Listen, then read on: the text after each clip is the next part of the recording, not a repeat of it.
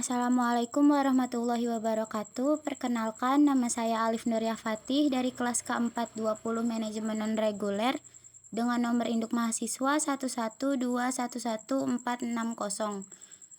Hari ini saya akan mempresentasikan tentang pelayanan prima atau excellent service.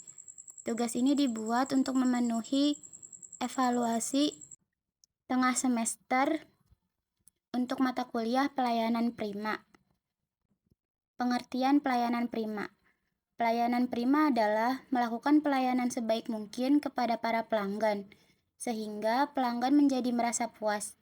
Secara umum, tujuan pelayanan prima yaitu memberikan pelayanan sehingga bisa memenuhi dan memuaskan para pelanggan, sehingga perusahaan mendapatkan keuntungan yang maksimal. Manfaat dari pelayanan prima salah satunya untuk upaya meningkatkan kualitas pelayanan perusahaan ataupun pemerintah kepada para pelanggan atau masyarakat, serta dapat menjadi acuan untuk pengembangan penyusunan standar pelayanan. Standar pelayanan dapat diartikan sebagai tolak ukur atau patokan yang digunakan untuk melakukan pelayanan, dan juga sebagai acuan untuk menilai kualitas suatu pelayanan. Pelayanan disebut prima jika pelanggan sudah merasa puas dan sesuai dengan harapan pelanggan. Lalu selanjutnya, konsep dasar pelayanan prima. Konsep dasar pelayanan prima adalah 7A plus 1S, yaitu yang pertama attitude, ability, attention, action, accountability, appearance, affirmation, dan yang 1S-nya simpati. Saya akan menjelaskan per poin. Yang pertama adalah attitude atau sikap. Sikap yang harus dimiliki diantaranya adalah sikap yang ramah, penuh perhatian, dan memiliki rasa bangga terhadap perusahaan. Dan yang harus diperhatikan juga, pegawai harus berpenampilan menarik dan sopan, sesuai peraturan perusahaan. Yang kedua, attention atau perhatian. Beberapa hal yang perlu diperhatikan dalam konsep ini seperti mengucapkan salam saat memulai pembicaraan, bertanya apa saja yang diinginkan konsumen, memahami keinginan konsumen, melakukan pelayanan dengan ramah, tepat, dan cepat, serta harus menempatkan kepentingan konsumen menjadi yang paling utama. Yang ketiga, action atau tindakan.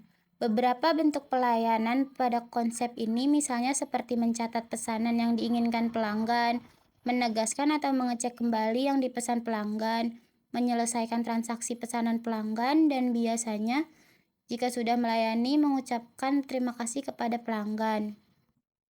Yang keempat adalah ability atau kemampuan. Sikap yang harus dimiliki diantaranya, karyawan harus memiliki kemampuan untuk melayani konsumen. Misalnya, komunikasi kemampuan menjual atau selling, kemampuan memecahkan masalah dengan cepat, manajemen kecemasan, hingga hal-hal yang lebih praktis. Misalnya penggunaan teknologi seperti Excel dan software transaksi. Lalu yang kelima, accountability atau tanggung jawab.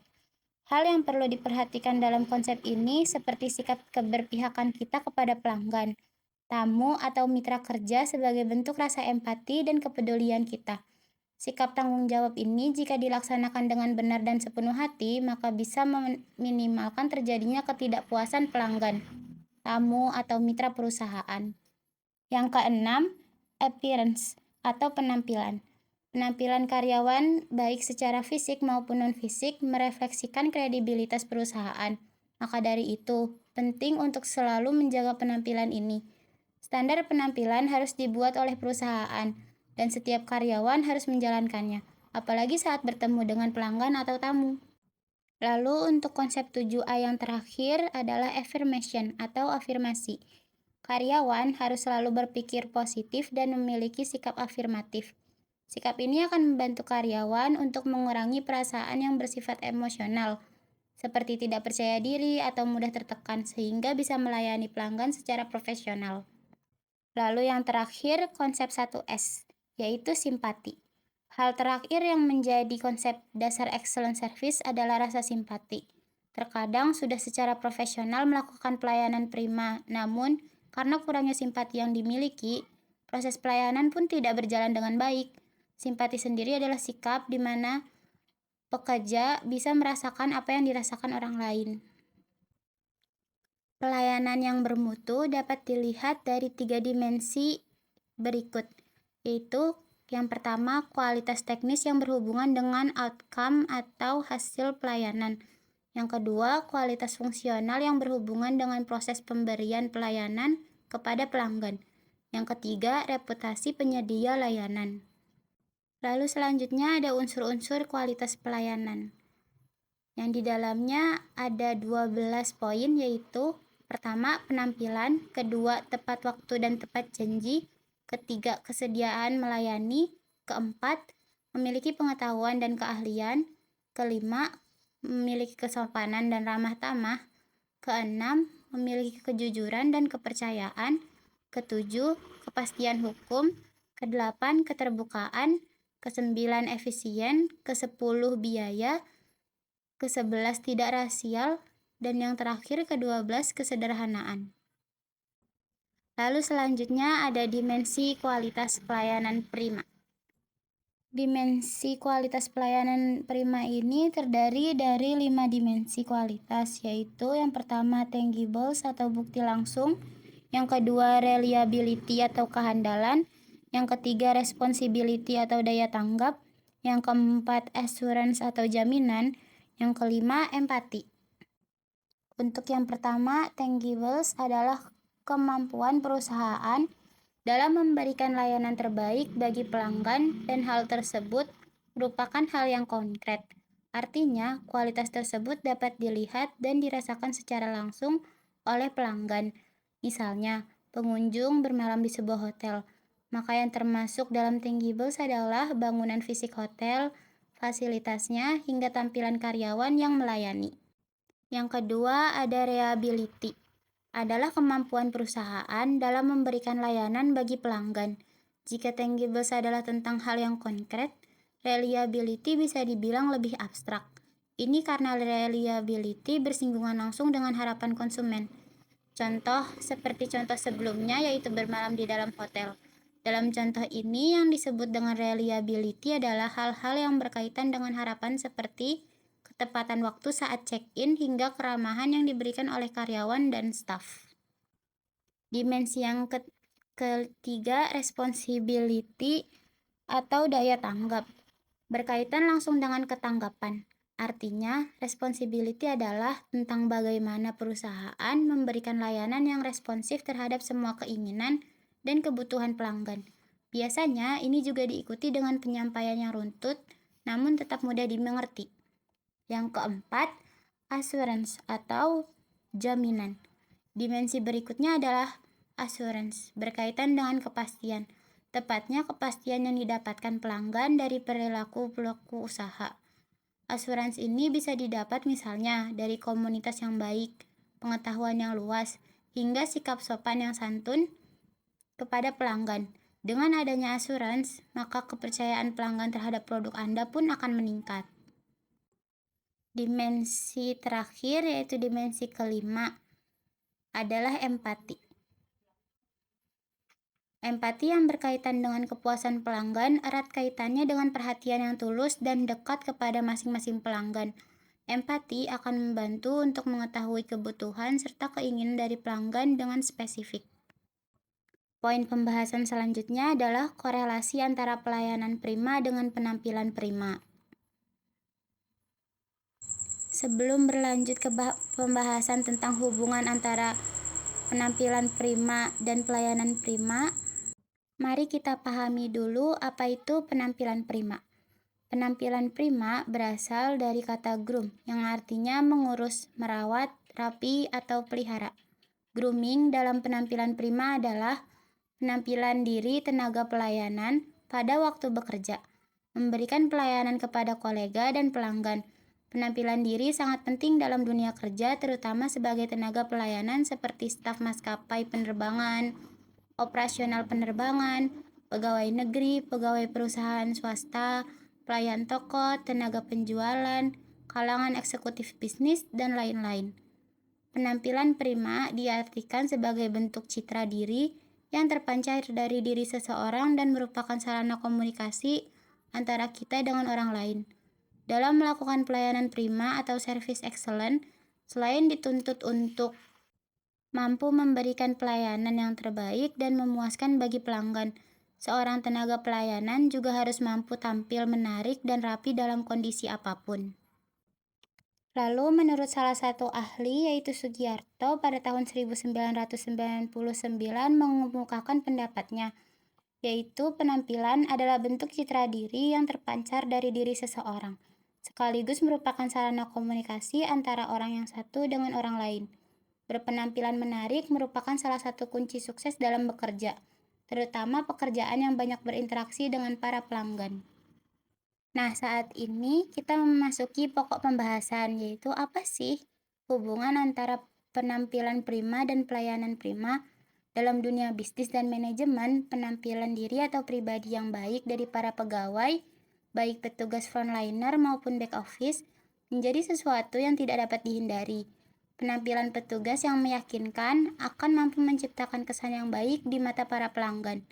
Selain itu, penampilan para pegawai yang rapi dan menawan dapat memunculkan rasa hormat kepada siapapun yang datang dan berkunjung di kantor. Menurut pandangan manajemen, pegawai merupakan center point yang menjadi salah satu pusat perhatian pelanggan ketika mereka menikmati layanan ataupun fasilitas suatu organisasi bisnis.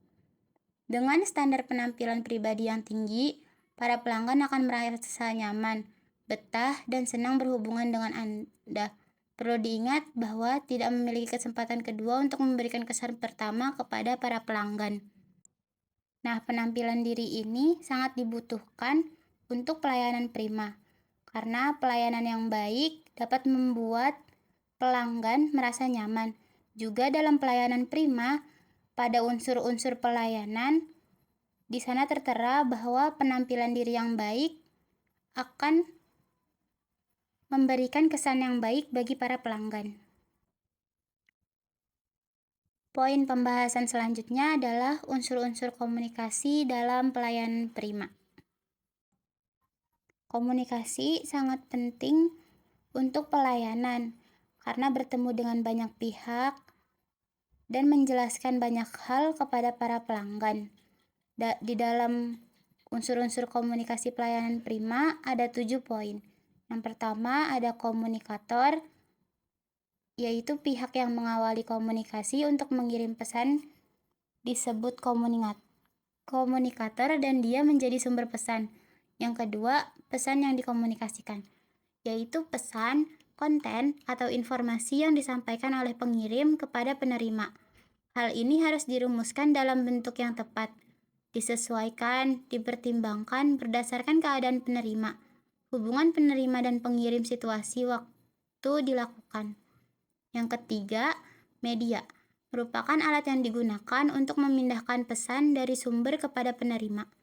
Media dapat berupa lisan, tertulis, dan elektronik. Yang keempat, lingkungan atau situasi, yaitu ketika komunikasi dilakukan merupakan faktor-faktor yang dapat mempengaruhi komunikasi dan perlu diperhatikan.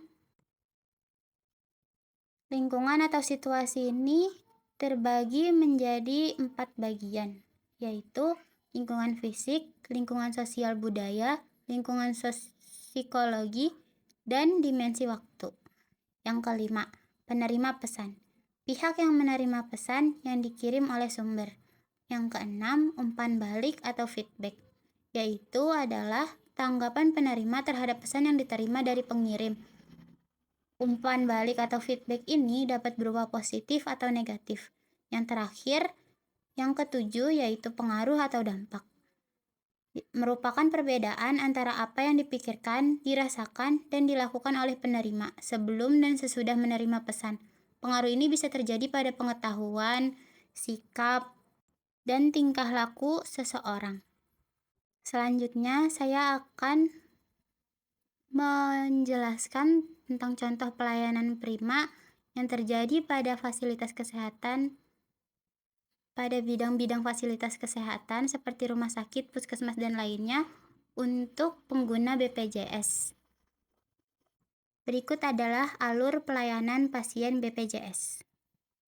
Seperti yang dapat dilihat pada gambar yang ada di slide PowerPoint ini, yaitu bagan alur pelayanan pasien yang menggunakan kartu BPJS. Sebelumnya, izinkan saya untuk memperbesar gambarnya terlebih dahulu agar lebih terlihat jelas. Yang pertama adalah pasien datang dengan membawa berkas-berkas atau syarat-syarat yang harus dibawa oleh pasien yang memiliki kartu BPJS. Ada baiknya jika pasien tidak dibiarkan bepergian sendirian atau didampingi oleh wali, yaitu keluarga atau teman yang bisa membantu pasien untuk menyelesaikan segala peradministrasian di rumah sakit. Lalu setelah membawa semua persyaratan BPJS, pasien bisa mengambil nomor antrian di ruang tunggu. Jika nomor antriannya sudah dipanggil, maka pasien bisa datang ke meja pendaftaran BPJS dengan menunjukkan surat rujukan fasilitas kesehatan 1 jika pasien adalah pasien rujukan dari fasilitas kesehatan lainnya. Namun jika bukan pasien rujukan, maka surat itu tidak perlu. Lalu selanjutnya tunjukkan kartu BPJS, juga iktp. Setelah syarat lengkap, maka bagian front office akan menerbitkan SEP. Selanjutnya, jika nomor antrian sudah kembali dipanggil, maka pasien dan wali dapat pergi ke ruang poliklinik. Setelah selesai diperiksa, jika ada perlu pelayanan penunjang, maka pasien bisa pergi ke laboratorium atau tempat terapi atau tempat radiologi dan lain-lain. Jika tidak, maka pasien dan wali bisa langsung pergi ke ruang rawat inap. Jika memang harus dirawat inap, bisa mengunjungi TPPRI atau admission terlebih dahulu, baru setelahnya akan diproses dan lanjut dirawat di rumah sakit. Jika ternyata pihak rumah sakit mengatakan bahwa pasien tidak dirawat inap, maka nantinya rumah sakit akan memberikan obat. Jika memang mendapatkan obat, maka pasien dan wali harus pergi ke apotik atau ke bagian farmasi. Namun jika tidak, pasien atau wali bisa langsung pergi ke meja kasir untuk membayar biaya pemeriksaan. Dan pasien atau wali yang mendapatkan obat, setelah mendapatkan obat dari apotik atau farmasi, juga pergi ke kasir untuk menyelesaikan peradministrasian. Baik pasien yang mendapatkan obat ataupun yang tidak mendapatkan obat, setelah menyelesaikan peradministrasian, maka pasien diperbolehkan untuk pulang. Sekian presentasi dari saya. Terima kasih sudah menyimak hingga akhir. Kurang lebihnya mohon maaf. Wassalamualaikum warahmatullahi wabarakatuh.